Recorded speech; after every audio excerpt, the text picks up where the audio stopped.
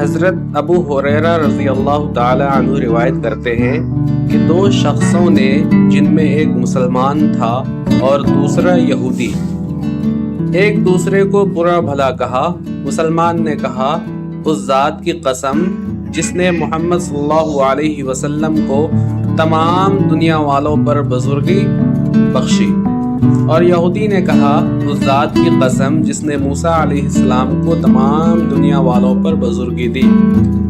اس پر مسلمان نے ہاتھ اٹھا کر یہودی کے تماچا مارا۔ وہ یہودی نبی کریم صلی اللہ علیہ وسلم کی خدمت میں حاضر ہوا اور مسلمان کے ساتھ اپنے واقعے کو بیان کیا۔ پھر حضور صلی اللہ علیہ وسلم نے اس مسلمان کو بلایا اور ان سے واقعہ کے متعلق پوچھا۔ انہوں نے آپ کو اس کی تفصیل بتا دی۔ آپ نے اس کے بعد فرمایا، مجھے موسیٰ علیہ السلام پر ترجیح نہ دو، لوگ قیامت کے دن بے ہوش کر دیے جائیں گے، میں بھی بے ہوش ہو جاؤں گا، بے ہوشی سے ہوش میں آنے والا سب سے پہلا شخص میں ہوں گا، لیکن موسیٰ علیہ السلام کو عرش الہی کا کنارہ پکڑے ہوئے پاؤں گا۔